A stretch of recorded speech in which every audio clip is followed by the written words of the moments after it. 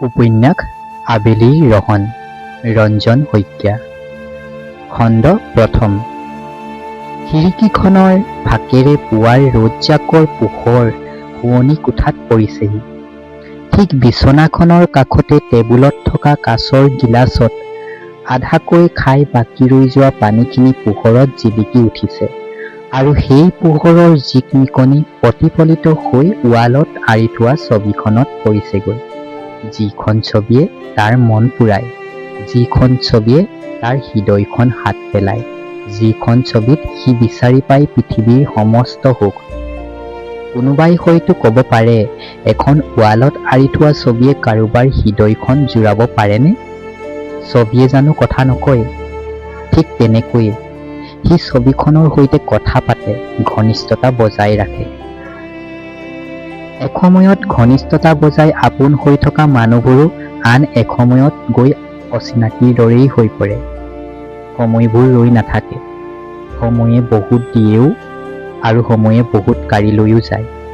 সেয়েহে সময়ে দিওঁতে সকলো বুজিব পৰাটো বহুতেই প্ৰয়োজন। আমিবোৰ আজি আছো, কালিলৈ হয়তো নাথাকিব পাৰোঁ।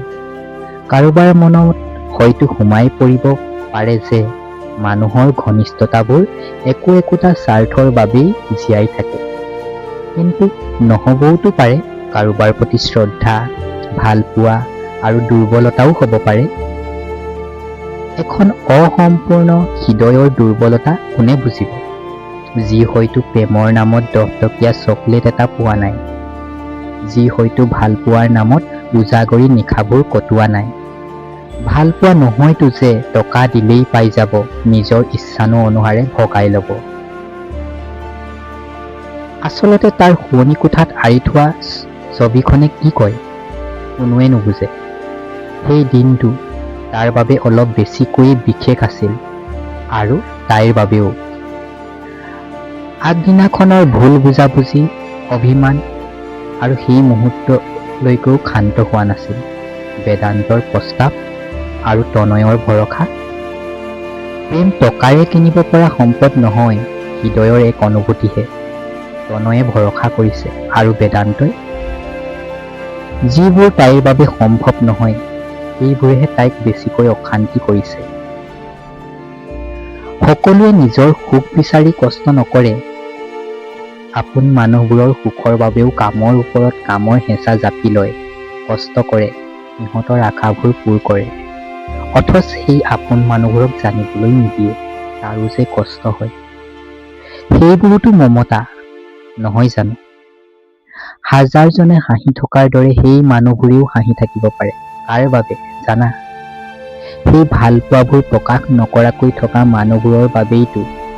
বেদান্ত আৰু তনয়ে তাইৰ অন্তৰখনত ভুমুকি মাৰি চাব পৰা নাই। তাইৰ হাঁহিত ভুল যোৱা দুয়োৰে তাইৰ নামটো এবাৰ নোলোৱালৈকে থাকিব নোৱাৰে। অনুৰাধা। উশাহবোৰ যেন তেতিয়াহে ল'ব পৰা হয়।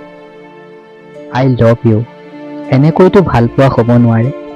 তাইৰ বাবে এইবোৰ বৰিং কাহিনী। আই লভ ইউ তাৰ পাছতেই লেমলেমীয়া প্ৰেমৰ কাহিনী। আজি ক'ত যাবা, দিনটো কেনেকৈ পাৰ কৰিলা, কাক কাক লগ পালা। মই বাৰে বাৰে কোৱাৰ পাছতো তুমি তাৰ লগত কিয় যাবা, মোবাইলটো অফ কৰি কিয় শুই গলা। মানে হাজাৰটা প্ৰশ্ন আৰু হাজাৰটা উত্তৰত দিনটো অথলে পাৰ হৈ যায়। এনেকৈনো ৰিলেশ্যনশ্বিপত থাকিব পাৰিনে? প্ৰেমত পৰা আগতেই বিশ্বাসী হৈ নোলোৱানো কিয়? পাছৰ সময়ছোৱাত যে ভালপোৱাৰ নামত এজনে আনজনক মানসিকভাৱে অত্যাচাৰ কৰি জীয়াই মাৰিব ধৰা। এইবোৰো প্ৰেমৰ নামত একোটা বেমাৰেই নহয় জানো? আগৰ দিনৰ ককা আইতাহঁতৰ প্ৰেমবোৰ কেনেকৈ জীয়াই আছিল? যি সময়ত আজিৰ দৰে হাতে হাতে ফোন আছিল নে ইণ্টাৰনেট আছিল? ভালপোৱা আচলতে সিহঁতৰ বাবেনো কি? ইজনে সিজনৰ মতে চলা ফুৰা কৰি, শাক বচন পালন কৰি জীৱনটো পাৰ কৰাই নহয়তো। ধন্যবাদ।